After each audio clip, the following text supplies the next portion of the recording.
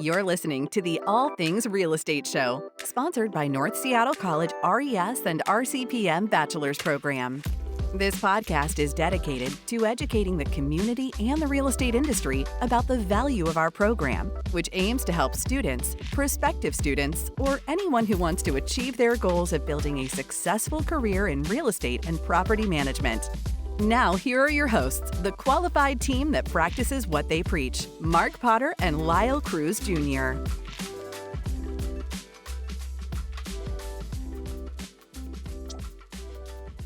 All right, we are here for our inaugural North Seattle College All Things Real Estate podcast. And with us today, we have my partner in crime, Mark Potter. I am faculty at North. Mark is faculty at North, and we've been developing our real estate and property management program for the last several years. And the goal of this show is to bring you guys some of the greatest, smartest minds in the industry.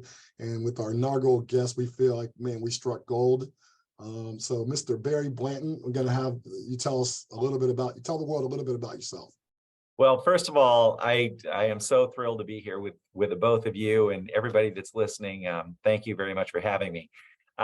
So yes, I'm Barry Blanton. I am the chief problem solver at Blanton Turner, which is a real estate management and consulting company here based in Seattle. We started in 2012 or 2011 actually. And I last year served as the international president of the Institute of Real Estate Management. And so that's just a little bit about me. And while I might not be the best and the brightest mind in the business, I'm here. So there you go. And Barry, just because I think it's relevant for our subject here, since we're a college, it's a little bit of a different space. So you've been traveling around, and I've been following you through your journeys, through your IREM mission, with many of the programs that are launching real estate and real estate management curriculums. Before we get into the questions, tell us a little bit about that and why that's been so important to you, because a lot of people don't necessarily think they need more education to do this field. And so one of the things that we've been coming across out there is, what's the ROI? Why do I need, what's the value of like this real estate management or property management degree? So before we get into the questions about you, tell us a little bit about what you've been experiencing as you've been around the country and even all over the world, and what you're feeling about the state of the industry as we go forward. Well, great question. First and foremost, understand that I started in this industry when I was going to the University of Oregon, and they didn't have coursework in regards to what real estate management was about, or really anything about it. And so as I look at our opportunities today, and I've gotten a chance to meet students, as you said, all over the world now, I'm just thrilled that these opportunities exist. Awareness of this industry and profession is improving. And to this day, people don't understand what opportunities there are in this profession. I was in Chicago last year, and we were in the top of the John Hancock Tower, about 96 floors up. And all day long, I'd been hearing leaders across the country say, people just aren't aware of our profession or this industry at all. And so I had everybody go to the windows, look out the windows, and every building they could see, as far as they could see, was downtown Chicago. Every building is managed by somebody. These are multi-million, if not billion-dollar real estate investments. Somebody manages those things. And the good news is there aren't enough people yet. There's lots of opportunity out there for a lot of people with a lot of different disciplines. So education and the colleges and the universities we're working with are helping get the word out and helping identify those future professionals that are going to join this industry. Really exciting. All right, so Mark, I'm going to take this first formal question, and you'll follow. Okay, so just backing up, so your career path, you mentioned kind of getting started while you were at that other school in the Northwest. And I'll be funny because I'm actually a Terrapin, so I'm from University of Maryland, but my parents are both Washington Huskies. So tell us about your career path. How did you get started? Sure. And what's that been like? Sure. I would tell you that I would not say mine was a great plan, but it worked out. Okay. So sometimes you take luck or brains, and you take luck. I got lucky. My career path started, I needed a job while I was going to the University of Oregon, and I got a job through a real estate broker I knew mowing lawns. And bottom line was I was really terrible at it. And I was doing this for a small management company that she owned. And I thought, okay, I know I don't want to be mowing lawns. How do I get into doing showings? And I was told, well, there's really no way to do that. And I love it when people tell me there's no way to do that. And so as soon as I said, well, why aren't we open on Saturdays? He said, well, you can be open on Saturdays if you want to clean the office, and then you can do some showing. The answer sometimes is not the answer given to you. The answer sometimes is to go around that. That was my career path. So one thing led to another. I started working in the office while I was going to college. I asked why we weren't managing apartments. He said, well, there's no future in apartments. It's all about houses and duplexes in Eugene. And I said, well, if there's no future in it, would you mind if I tried to pick up some apartments? And if I can find some, you can pay me. And if I can't, I guess I don't. And he said, well, sure.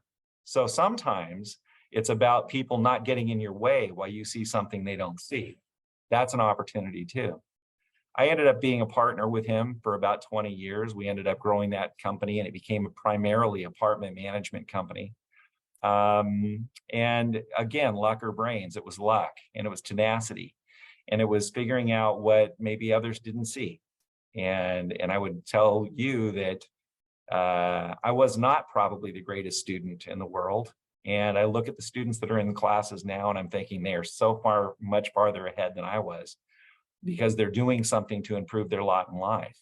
And that wasn't my mindset, but that's how it came to be. And then one thing led to another, and one opportunity led to another, and I was fortunate.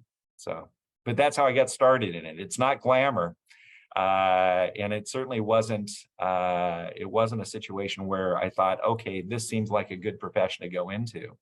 The best news about this profession is, doesn't matter what your bent happens to be, what your passion happens to be, there's lots of opportunity in this arena, no matter how you're wired. It's just a matter of exploring what those opportunities are, or being exposed to those. And that's what we're out there to do now. Yeah, that's a great comment, because what we engage our students with is exactly that pathway, that this is just an incredible industry. Real estate industry gives you just in numerous iterations of job opportunities that, if you're in a job and that's not exactly your fit, pivot. There's a lot of room to pivot. Absolutely right, Mark. It's kind of it's not lost on me that there's a bit of a misnomer. We talk about real estate management. What are we really doing? We're managing investments for people. You have a financial element to it. There's an accounting element to it. There's the people element to it. We're really in the people management business, because what we're trying to do is to provide exceptional experiences for people through real estate. But it isn't just about property management. It's about how do you do something really well to provide value to the people that are using that real estate. Whether that's the investment value, whether that's the value of where you live or where you work or play. And so there's just a ton of opportunities, and storytelling is part of it too, by the way, way underestimated. And we live in a day and age where good storytelling is really important. And so if any of those things are the things that your students are passionate about, those are opportunities in this industry. That leads me into my question. My next question is, we talk about the real estate profession and how it truly is a client service. It's a people business. And so, Barry, how did you build your professional credibility to be that go-to person, that person that your clients, when they had a problem that they needed to solve, they thought of you? And because that's very important, because there's a lot of competition out there in all jobs now that we're also global. So how did you get that credibility so they went, Barry? So that's a great question, Mark. I would say this. There are some factions and some parts of this industry that you really do have that professionalism side, right? There's the accounting side, there's the finance side, there's all that acumen that you need to learn. My entry into this was my ability to figure out things I hadn't encountered before. and there, everything is not written in a book. I would say I've been doing this for 43 years personally. And I last week ran into 15 things I'd never seen before in 43 years. And so ours is the ability to figure it out, or the people to know, or the ability to connect dots to those people that can help you, right? And so if somebody has a bent towards not being stymied when the answer isn't apparent, but instead look at that as the puzzle we're trying to solve, and then help solve it, then you look pretty wicked smart to those people that maybe get stymied when they run into that. That's what happened in my case, and I think happened in a lot of people's cases that are in this. They start out more as a utility player, and that's a good place to start out, by the way, because then you'll know whether or not you really want to play this game, that game, you're better at this position or that position, and all of them are important. So try it. If you're a student, try all kinds of things. You might be surprised what really you're passionate about. You just aren't aware of it yet. And then you can pursue that, because there's depth in all of it. But being a utility player was helpful. I would tell you this, I heard this the other day from, it happened to be the captain of the Duke women's basketball team talking to her team. And it was so smart, because she's saying, everybody says, geez, I just can't wait for life to get a little easier. And let me tell you something, folks, life does not get easier. You just get better at harder. And so life does get harder, but you get better at dealing with those things that are difficult. And that is absolutely true. I keep notes from every year since I started this. I've got my handwritten notes from every day of every year. It's a sickness. But I can go back and see 22 years ago what I used to be really fussed about. And it's kind of laughable now, because it seems pretty easy now, because things did get harder. But I would tell any student that cared to listen, might not get easier, but you will get better at the harder stuff. And that's life, right? Well, so Barry, you mentioned something I just have to throw in, because it's funny. I was teaching last night and I had that exact conversation. I'm not quite as many years, but I'm 35 plus, 30 something years, 33. And I was like, every day something happens I don't know the answers to. The difference is it's not overwhelming, because I know how to get the answers. But every day, either something with a building, something with a person, in a situation, a new law, this part of your education is just the beginning. It's the foundation. One of the things we've come across is students say, well, I can get a job with just a certificate. I'm like, yeah, but you're limiting yourself. The thing that you mentioned about it's going to get hard, and it gets easier around the things that are hard, it doesn't make it unhard. And really, to me, that's the value proposition. And one has to sort of reframe their thinking to master any industry, which is you're never done educating yourself. Life is about continuous improvement. It's Kaizen for those that don't know. Go look it up and see the power of that way of thinking. It drives my life. And I've been a lifelong learner, more formally the last few years as I went back and, added to my education. But you're never done learning. You'll never have enough certificates. You'll never have enough classes, because it's just like technology of building products. The products that they used 75 years ago are outdated and just plain, of no value today. Look at the entrance of laminate, LVP, laminate vinyl plank. Even watch the high-end HD TV shows that, they're using on the high-end upgrades, LVP, and you would go, why instead of hardwood? Guys, go look up why. And even the technology in the last 4 or 5 years, and the cost model has changed. So like when we deal with multifamily, I'm like, what or any kind of rental property that's for residential, why the heck would you use carpet that you got to change every 2 or 3 years? And you can use LVP, it's going to last you 20 to 25 years or maybe a lifetime, and weather the challenges of humans, dogs, kids, spills. But I get into fights with owners because they don't want to spend 20% more money. I'm like, you're going to spend 150% more money by saving 20%. You're being penny wise and dollar foolish. So those are, but that's not what I would have said to you 25 years ago, because I'm a consumer as well. And every day you go, oh my God, how much is that? And then you, wait a minute, this is an investment, and it's about understanding the revenue model, which we talk about a lot in our classes.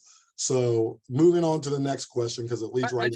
I would like to make one comment and just highlight Barry's strong statement about being a utilitarian, which also crosses into that section of being a generalist, which leads Barry and all of us in our profession with our background in education that we continually take, is that it gives you that book of questions to ask. And so our success, Barry's success, is knowing what question to ask. We don't have the answer, but we know the question and we know who to look for. So excellent. I just got goosebumps. Barry. Well, you're spot on. And here's the last thing I'd say, and then we'll get to your next question, Lyle. It's the good news about lifelong learning, and I love that. I mean, we talk about that a lot at IREM. We've talked about that a lot at different colleges. That's absolutely spot on. As you continue, the best news about lifelong learning is you're not always playing from behind to catch up. What you're doing is you're finding the passion you want to know more about. And then pretty soon you're picking that thing you want to learn about because you're passionate about it. And then it's not just an assignment in a class. It's because you want to master something. And going back to what Mark was just saying, yes, you start off as a generalist, as a utilitarian, utility player, if you will. You will start to specialize in those things that you're passionate about. People just naturally do that. And then going back to your first question, Mark, why do people come back? Why do they ask you? Because you will become that expert, because you are passionate about it. You took that initiative to learn more about it. And then they're using you to connect the dots, make the world smaller. It's good. It's all good. Now, well, you said something that's really important. Starting as a generalist, that leads into specialization. And I want for our audience and our listeners that are contemplating, what kind of education for my career should I be pursuing? Can I get a return on investment? Because that's something a lot of people, especially young people, are really valuing today. But I always like telling my students, think about it. If you were in the medical field, for example, who is more profitable, the generalist or the specialist? Right. Even in attorneys or any field, the generalist gives you the foundation, but in specialty, if you've got a unique specific problem, you're going to go look for the specialist, and it's always going to be a more costly experience because there's only a few people that know how to do that particular thing. If you are starting, as students that are thinking about this I'm in school right now. I'm working on my business degree. I don't know about this thing called real estate management, property management, this whole field. What's the future of that from a career standpoint? You mentioned before accounting, finance, so we could go into marketing, and now you got a whole social media thing. That's a whole thing by itself. We always like to tell the students that there's sub pathways within the pathways. Please take a look at how you can use being the business of real estate. Can you speak more to how that you're seeing in the education as you're out there in the world, as you're out there in the field? How is that becoming more important as we're moving forward?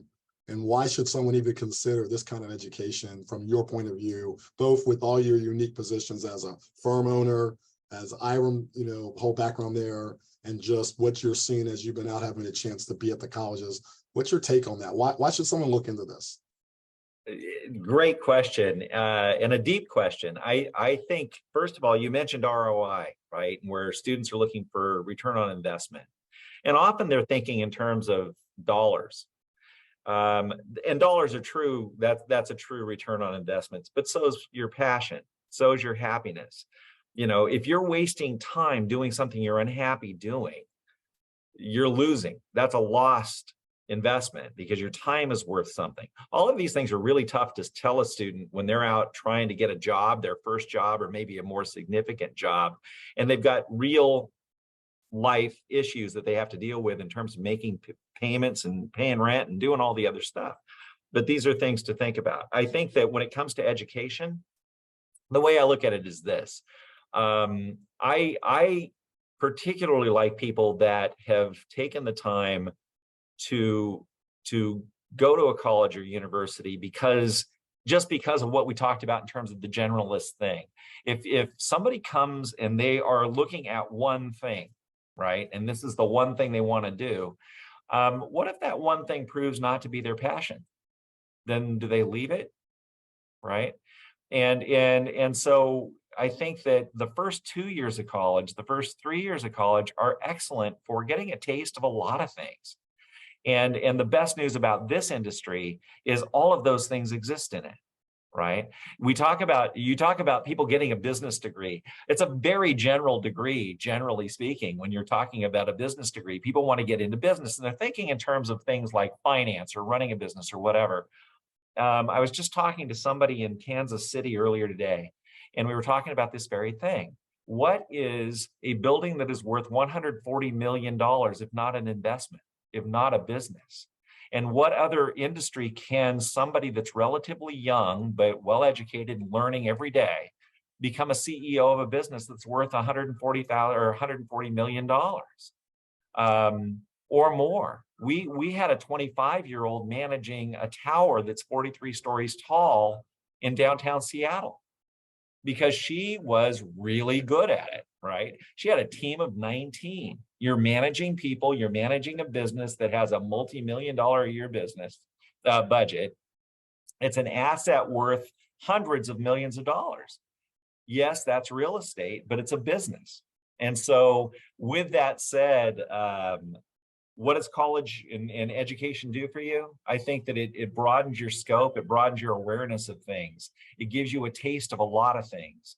And that is, it's sort of a buffet of different tastes that you get a chance to take a nibble at and then determine whether or not that's for you or not. And even if it isn't today, it might be tomorrow once you understand more about it. So I think that that's good. I also think that I look for people that want to learn, right? And what are students coming out of college showing already? That they not only had the appetite to learn, they also finished. They also showed commitment, serious commitment. And all of those things are good things that you're looking for in people that are going to manage your multi-million-dollar businesses. Right? Excellent. Next question. As you, Mark. Okay. Next question we'll lead into is, Barry, how can a prospective student gain practical experience in property management while in college? And what steps should they take to enhance their chances to secure a job in the field upon graduation? Great question. And now I would tell you, you don't have to start by mowing lawns. That you can start a little higher than that, but for some of us, that's where it started. I personally, I think sometimes people get tripped up with this idea of internships. And I can tell you from the owner of a business's standpoint, my first business, my first down in Oregon, we had interns that were graduate student interns, and we took it really seriously. So we wanted it to be a great internship, and we had them come in. That can be a lot of onus on a business owner. And so they'll sometimes shy away from internships because they don't want to have a bad one. They want to have a good one. And if they don't have a good one, they won't have one. I think that most internships I hear about these days are paid internships. Basically, what are we talking about? We're talking about part-time jobs while people are in college, right? It seems to me that the easiest thing in the world, there is a huge need out there for people to work. There's lots of opportunity out there. If you think you want to get into this area, get a part-time job while you're in college. And I would tell you, you don't have to have more experience than being somebody that you're going to be working with. If the target market of that apartment complex are people that might be of your age or might want to live in that area that you're living in or have work in that area where you're living, all of those things you bring to bear because you have some sense about what they value. And that's what the company needs to know is, what does the customer value? Well, you're helping because you are potentially a customer. But what you're doing is go to work part-time. If you hate leasing, you don't have to be a leasing person, but you get your foot in the door, and then pretty soon you can become an assistant manager and you start to learn more about it, the accounting part of it, or the software part of it, or technology part of it, or marketing part of it.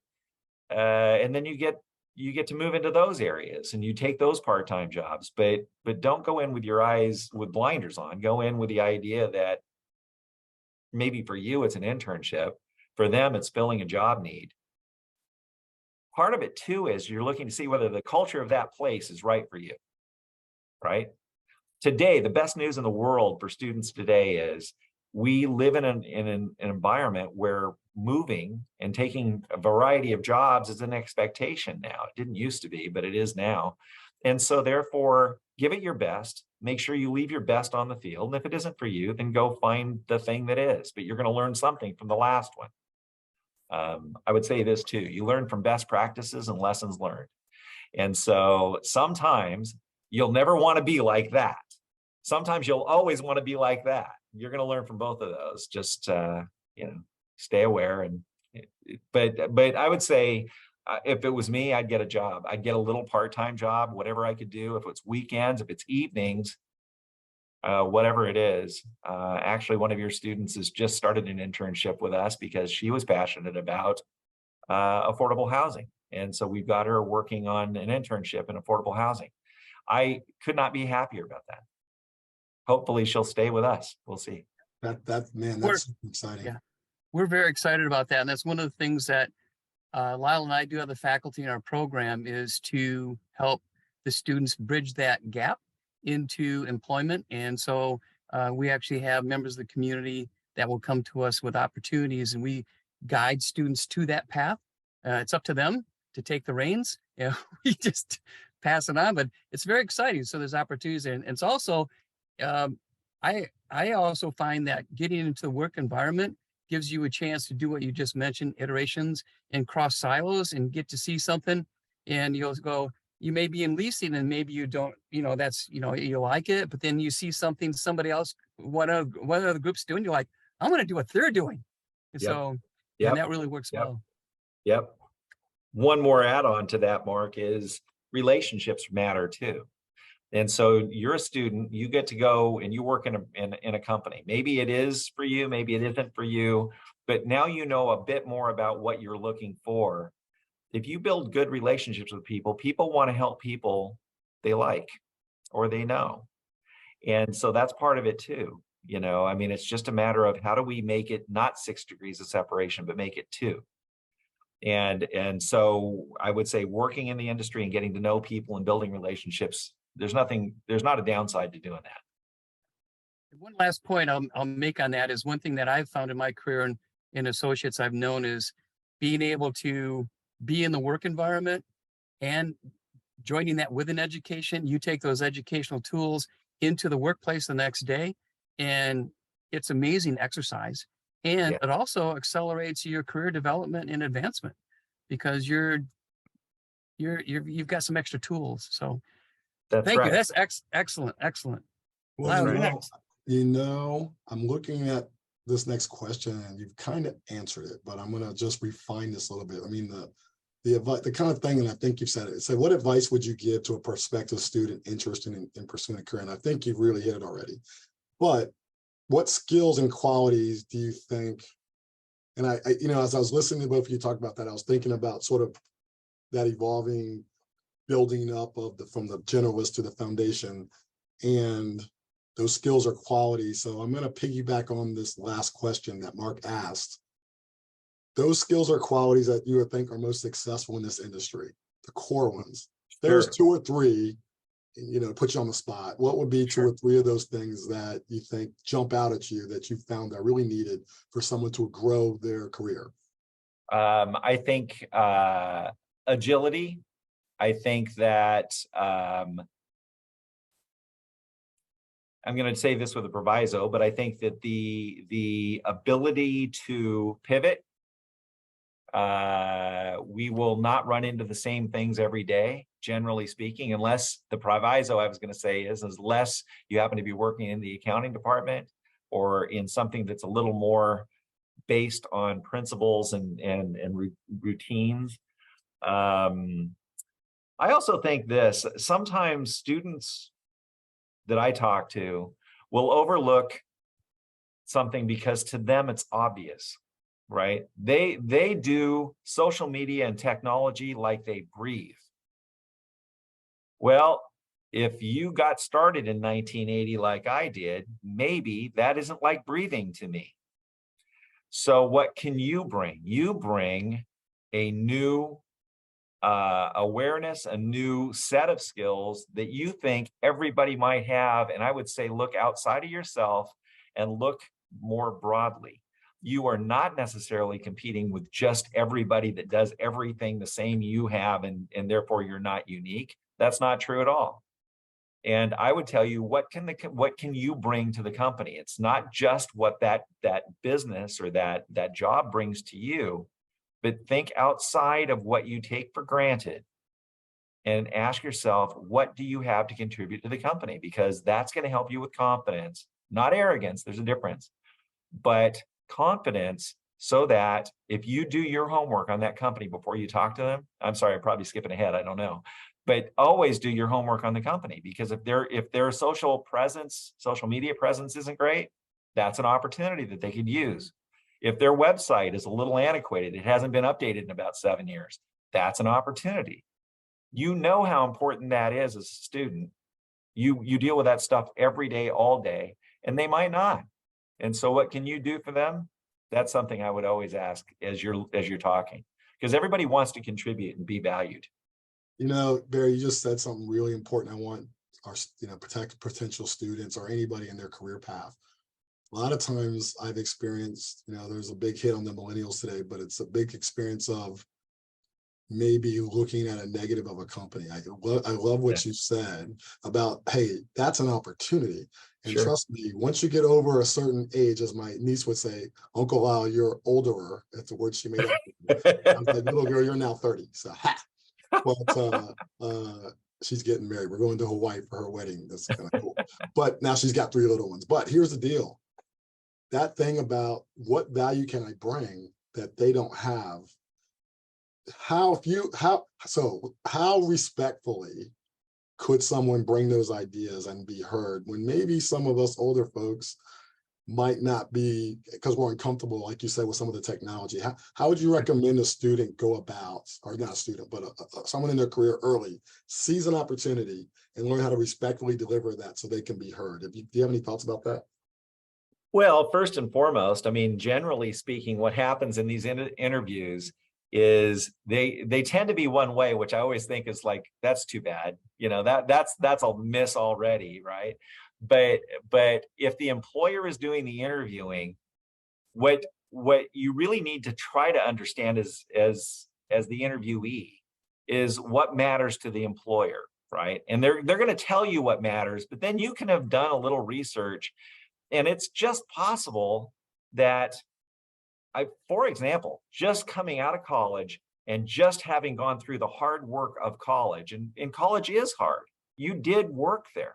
So often people just say, oh, I just got out of this program, in this program. They never get into, what did that entail, right? Was there research? Yeah, generally speaking, there was research. Was there working with people? Yeah, there was working with people. Was there leadership skills? Yeah, because generally, you might want to cut this part out, but generally, if you get into a group in college, 20% of the people in the group do 80% of the work, right? The leaders. Well, I'm sorry, but we're looking for the leaders. So I would just say that how do you bring it up? I guess you could be inquisitive without arrogance about what they do and how they do it. Start with their success. What is the key to that company's success? Let them tell you the story. If they're not great at telling you the story, then reiterate it back in a way that might be even a better story, right? Because what are you telling? You're telling them their story better than they just told it to you. That's pretty good. People love people that love them. I'm just going to say. So how to win friends and influence people. Kinda.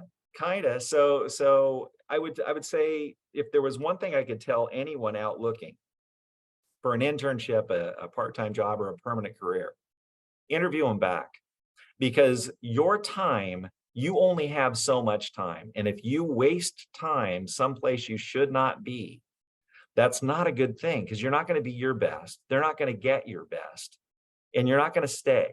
So you really do need to be interviewing them back.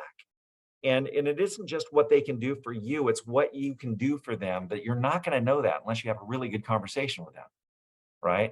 And it might not be a fit, and it's okay if it's not a fit.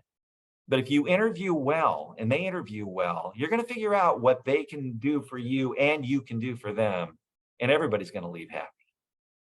Does that make sense? Absolutely. Yeah. We often use the 80-20 principle, Barry. It works.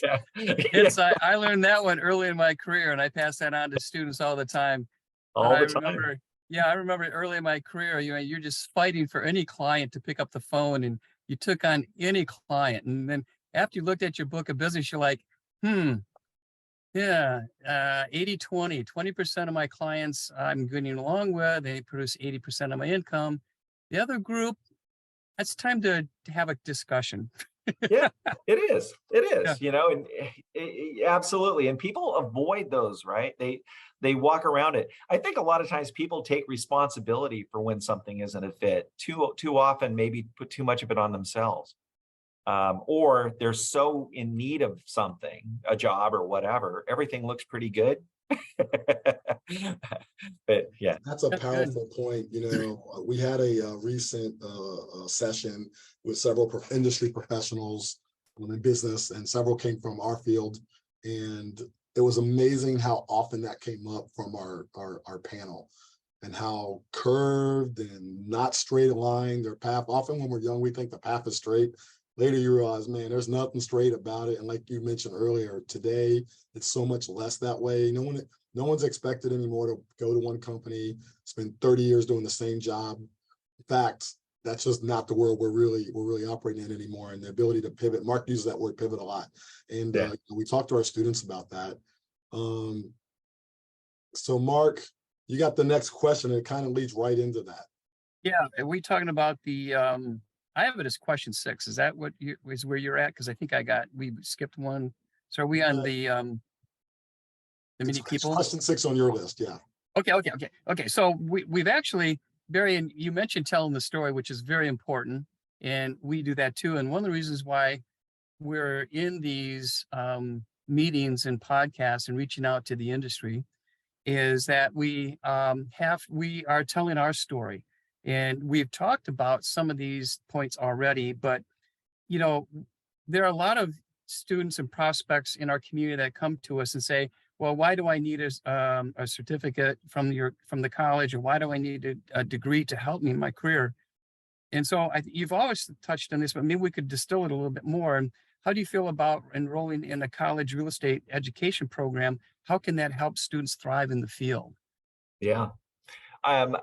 Great question. And I think a couple of thoughts come to mind. Number one, it's relatively new that people are pursuing degrees in real estate management. Great news. That's great news for the students that are doing that. Because while the industry might not be used to that, there is a huge need in this industry. Just to throw out a couple of statistics, I remember CPM members alone, and this is a couple of years old now, are managing $2.1 trillion worth of real estate in the US alone. Okay. Now IREM's global. Now that's just CPM members in the US alone, $2.1 trillion worth of real estate. That's 12 million apartments. That's 65% of all the affordable housing in the country. It's 12 billion square feet of commercial real estate. And those are low numbers because those are just kind of best guess scenarios, and it's gone up since then. So there's lots of opportunity. Why a degree? For the reasons that we talked about before. Number one, the student that has gone through and gotten the degree has shown that they will take on hard work to get somewhere, to improve their value to that business that they're coming to, that they will finish something. They'll start something and finish something. They don't get easily distracted. And they also will have experienced a variety of things that not only, but college certainly exposes them to. So when they decide they want to do something, they at least have some basis to decide this might be a good fit for them. Now, once they're in the company or they're working for you, it might be determined, well, maybe accounting wasn't their thing, maybe marketing is, or maybe whatever is, management, whatever. But I think that's important. I think too, now people get a head start. And now I'm going to put on my IREM hat for a minute, the Institute of Real Estate Management hat. many of the classes that you're going to get in a program that's like at North Seattle, that qualifies for the IREM courses that you would otherwise have to take, right? So you're ahead, because these courses are not easy and they're not inexpensive. And so what you're going to need when you come out of college is some experience. But what do you have going into your next job, that next chapter? You have education that often people wait until they've been in this business for a while to go back to get. You're ahead. So if you look at it sort of in terms of time value, you're leaping ahead in that regard too. So I think that those are all important. I don't know that companies necessarily know where people can start when they come out with a degree. Again, if you start as a generalist, you might only be doing what you start doing for want of a few months or 6 months before they move you into something else. Then you're going to be proving that's education in general, right? Everybody coming out of law school knows everything there is to know that they're going to teach you in law school, and know nothing about how to practice law until you're out there practicing law. But you have all the tools in the world to know where you're going to find out information, right? I would say it just puts you ahead. It's just a leg up, and it tells people a lot of things that you might not otherwise, or you might take for granted. I don't see a downside. I have a question. Do you feel, and I felt this, do you feel that education actually accelerates your income potential? Oh, and yeah. On a quicker timeline? Could you Sure. talk about that, address that? Sure. Yes, absolutely. Because again, not everybody's going to start mowing lawns, right? I say that in jest, but that's exactly what I did. And it took a while for anybody to pay any attention and get into what it is. I didn't know what I wanted to do. I really had no idea what I wanted to do. I knew at that time we didn't have a degree in what you have a degree in now, in real estate at all. I was really good at trivial pursuits because I had changed my major about 8 times, right? Did not know what it was I was going to do. I'm still pretty good at trivial pursuits. But with that said, you're streamlining time, you're saving time, you're adding to the acumen, and you're giving people tastes and senses of what it's about and giving them some tools that they can provide right out of the chute. That absolutely is going to elevate their game. It's going to make them more valuable. And who are they competing with? I mean, I want to be careful here because I believe this too. I don't believe everybody's competing for the same slice of pizza, right? We don't know what the other guy's competing for, what they really want. And too often, we always believe everybody wants the same slice we're going for, and therefore we're just competing back and forth. That's not necessarily true. But we have to get good at explaining what we are looking for and what we do bring to the game. And I think having an education does that. It really helps you tell your story better. And people too often are not very good at telling their own stories. So you get some practice in a college or university. So Barry, we had talked about a little bit in the prior conversation, just the need for the changing environment, this global reality that we now find, the innovative global reality we find ourselves in. Talk about the need for diversity, equity, and inclusion as we move into 2024 and beyond for an industry that hasn't always been as diverse as it could be. Talk about that if you could. Yeah. I've gotten to the point, you're absolutely right that as an industry, real estate has lagged, generally speaking, in terms of some of these things. And I would tell you that I've gotten so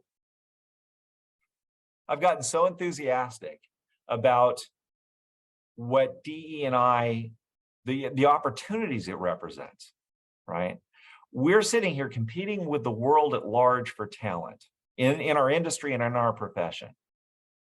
And the best news is there is talent out there. We have not connected the dot very well to where we're going to find the next pool of well-educated, talented people, because we haven't opened our doors before. We haven't told our story before.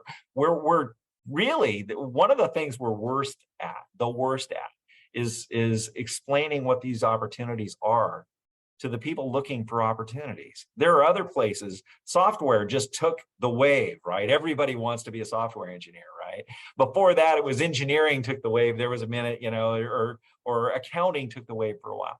I would just say that now more than ever, it's important to the employers, it's important to the students, it's important that we're working in a global world.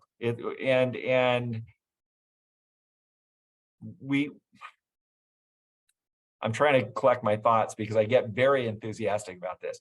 I think that not only can you bring in skilled people to join your organization, but you can enhance your culture if you get this right. And all of a sudden, the culture adds the value to why here versus there, right? And if we are welcoming, and if we in fact have this tapestry of cultures and backgrounds and interesting people from everywhere sharing those things, how much better could it get than that, right? And so you know, it's something I'm quite passionate about, and I think that our industry is quite ready and is taking steps to embrace. And I would say that it is, I don't want to be Pollyanna about it, because I'm not going to say that there aren't still obstacles. It's never going to be done. We're not going to be done. We're going to be better tomorrow than we were today, and we're better today than we were yesterday, and we're going to continue to get better at this. So I'm not sure what done looks like. I'm not sure that's the objective. I think the objective is to be a better example for the world, to be the case study for the world that this whole country was founded on. I mean, isn't that what the whole point was supposed to be? Except for somewhere along the line, it didn't end up being that. Well, we're not done yet. Maybe we're just getting started. And so I think we're just getting started, and I love that. Yeah. Mark? Yeah. Well, I think that one of the things that this brings up is that North Seattle College is a gateway to our community for this education. And we're a valuable resource to bring students in our community into this industry. And we're very proud of that. Yeah, as you should be. And I would tell you, you know, that has been one of the best silver linings of being able to go around and meet different universities and colleges and programs and visit with them, because we're finding time and again, it isn't just about what people are learning in classes. It's about who's drawn to these programs, how they're getting placed in the industry then folding or building back upon that. It becomes a partnership, and all of the things we've just talked about are possible. And it's a critical partner in the educational system, is a critical partner in that. And whether that's at the community college level, the high school level, the college level at North Seattle College, university level, I mean, there are opportunities everywhere. We just need to establish what they are and then promote them, support them. Absolutely right. All right, I think we're getting down to the last couple questions. Okay. So, and the fun thing is you've answered a bunch of them as we went through it. So I think this is kind of the last question, other than any reflections. So as you reflect back on your own career pathway, and you've talked about it quite a bit, what advice would you give if you were your younger self, your 18, 19, 20, 21, 22-year-old self? Of course, we're all 25, so that was just yeah, really, it's easy. Just right there. Easy. But if, on all seriousness, if you were giving advice to your younger self, based on now having been that look back, we had a magic wand. What kind of career advice and instruction would you give your younger Barry? Well, some of this I did, but I would give it to anyone else too. I would say I would look for more yes and how answers instead of no and why answers. Too often people stop when they're given a no and why. And if that doesn't resonate with you, keep thinking about what the yes and how is. Don't let somebody just say no and why when in fact you believe something can happen. I would say that my younger self was a little absorbed in how other people might perceive me. First, it was because I was young. Then it was because I didn't have the education or whatever that somebody else might have had, or I was from Eugene, Oregon, and I was competing with people from Portland, Oregon, or you name it, all of these things that were distracting, when in fact, it didn't matter. I mean, it didn't matter, and so, but you can't know that when you're young, right? When you're young, you think everybody's competing for the same thing. Everybody wants the same widget. You're just part of a school of fish. Well, the fact of the matter is you're not. You're an individual. And so embrace what it is that makes you an individual and use it, and sometimes other people might not see that as the strength, but that's what you've got. And you're just going to master whatever it is you've got. So take that. I would say that, so if you could get over, if I was going to tell myself something, I've never liked arrogance. Arrogance really doesn't have any value. Confidence does have value. And I think sometimes confidence is conflated with arrogance. If there was one thing that I wish everybody could understand is there's a huge difference between having confidence to do something and arrogance. Check arrogance at the door, right? There's always somebody out there that's going to have something over you. But if you don't get too distracted by that, and if you just feel like, well, what you're bringing is valuable, right? And if you don't know something, you can figure it out. And if you can't figure it out on your own, other people that will help you figure it out because you'll help them. Right? It gets pretty good. I would say all of those things are things that I would have told my younger self. Could I ask you a question before you move on? So could you give the prospective students or listener to our program here how you would recognize the difference between arrogance and confidence? Can you maybe distill it slightly? Sure. Well, I think that the way I would describe it is when you're trying to build up your ego by being better than someone else, right? Or feeling that you are all that because you have accomplished something that somebody else didn't accomplish, or you have something that somebody else. Generally speaking, arrogance comes with stuff. Yeah.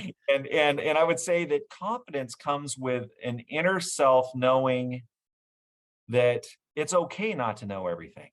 It's just fine not to know everything because we can figure out what we don't know. But let's establish what we don't know and let's not hide from it.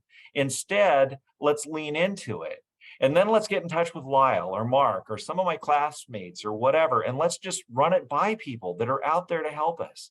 Because if we could, I think that you can be confident and show some vulnerability, and often people that are arrogant don't want to show any vulnerability. And Would you say it's a difference between security and then insecurity? Yes, I think very much so. I think that arrogance kind of masks insecurity too often. And a lack of communication. Correct. And quite honestly, I guess I'm a believer of this. I think that if, one of the other things I tell my younger self is don't get so stressed out, right? If stress worked, get stressed, baby, bring it. Let's just get as stressed as we can be. If arrogance worked, I want to just be as arrogant as it could possibly be. But if it doesn't work and it doesn't help, why do we do it? And sometimes it's to mask things. Sometimes it's because we think we should be something that we don't feel we're measuring up to. Generally speaking, I think people have a bit of graciousness. And if you're pretty honest about it, and you're going to fix it, whatever mistake you've made, generally, most of them are not life and death. We'll figure it out. Don't fear failure. Right. Failure, you have to fail to succeed. Yeah. I think there's just and don't be afraid of failure. It builds character. Well, that's right. And if you do fail, don't be afraid to call it out and then work to fix it, right? It's like you're right. I mean, how many times a week or a day do we fail? Well, they say Einstein, they said, oh, you failed 1,000 times. To invent the light bulb. He's like, no, I found 1,000 ways it didn't work. Yeah, You had to go exactly. Yeah. through that whole process of, okay, let's do this and that. I mean, can you imagine that people just take all this stuff for granted? Can you imagine there's no lights? We Right. just have this concept of electricity, and someone's got this idea, I can take this and make light. Right. The other 3,000 years of mankind, you had you had to have a fire. And all of a sudden, someone's, I'm gonna have this stuff that goes to these wires and turn this thing and make it light up all the time. And now we turn light, we just take it for granted. And I think that's one of the perfect things, I think, for us to leave with our prospective career into real estate pathway folks, is that you're going to learn 1,000 ways not to do things as you learn how to become competent, as you build up your confidence, which really then comes from, and then real confidence, it's like a quarterback. You're going to throw an interception. I don't care if you're Tom Brady. You're going to throw an incompletion. You're going to throw an for those who are for sports reference. My wife would smack me right now. We have to learn to fall down so we can get up. And I always like to say, if we were as hard on babies as we would on ourselves, we would never walk, because you'd be like, oh my God, you fell down. But no, we go, oh my God, you're so cute. Right. We got to give ourselves that grace. And I got to remind myself frequently of the things that we're talking about. And it's okay not to know all the answers. That fact, you never will. And as you learn, you just learn there's more you don't know than you do know. And you find resources, you become resourceful, and to pick up the phone or how to go find the pathway, as we talked earlier about, doesn't get less hard, but you learn how to navigate the hard, because for example, one of my great things I've learned in property management, I'm not a roofer, I'm not a plumber, I'm not an electrician. And if you're not doing plumbing every day, right? And even the plumber, someone's got, how much is the bid? It's going to be what it's like. Look, we're changing the toilet seat, I can tell you. But if I got to go behind those walls, I have no idea. And it's going to just depend how bad the problem is. And unless you're Superman with X-ray vision, you're not going to be able to tell until we open up those walls, and that cost will vary. So ladies and gentlemen, and what we get out of these experiences is we learn how to articulate, I don't know what I don't know yet. Mr. or Mrs. Owner, here's what we're going to go find out. I feel your pain. We're going to get you some answers, and we'll get some actual costs so we can make a decision. But can I anticipate exactly what that cost is going to be before no.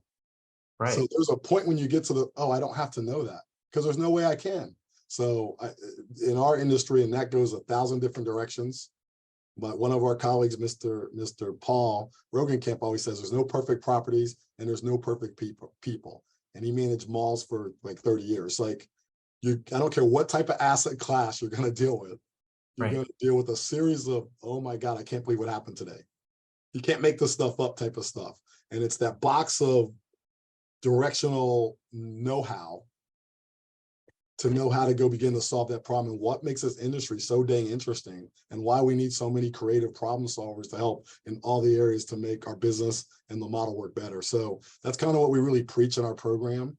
Mark, you have any final questions as we wrap up? Yeah, I think that one of the strong points that we have is that we give the students the tools to go to work with the next day to perform. Right. And it's direct application, baby. Yeah. It's like solve that problem. Oh, I learned this last week in class. Oh yeah, I know what to do. Or if you don't know what to do, let's just take one more iteration. And you start with that research piece. So yeah, I'm getting goosebumps again. So I gotta say, it's all good. I just gotta say, Mark and Barry, it's been a pleasure. It's been in our journey of getting to know each other over these last few months. I feel like I've known you forever, and it's very comforting for us as professors and faculty to know that there's folks like you who may seem that people can't reach. And guys, ladies and gentlemen, I'll say, go find the Barry Blantons of the world who love this industry and love education and love sharing. And you'll notice that if you follow him on, through like the social media, he's always out there trying to make the world a better place for those to follow behind. So I appreciate that so much. And we appreciate your time today. And we hope that you all will enjoy this as much as Mark and I have. And hey, go make it happen out there. Go get information and go discover your best version of yourself as we move on. And, we'll see you guys on the other side. So thanks for the time and attention, and talk to y'all later. Thanks very much. It was great. Thank you, Barry. Thank Take care, you. guys. Bye. That does it for this episode of the All Things Real Estate Show with Mark Potter and Lyle Cruz Jr., sponsored by North Seattle College, RES, and RCPM Bachelor's Program. Donations are encouraged and welcome and will support sustaining and developing the RCPM Bachelor's Degree Program to increase access and opportunity so that our students can get the education and exposure they deserve to take on the world of real estate and property management.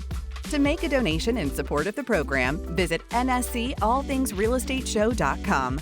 That's nscallthingsrealestateshow.com. And don't forget to like and subscribe so you don't miss a single episode. See you next time.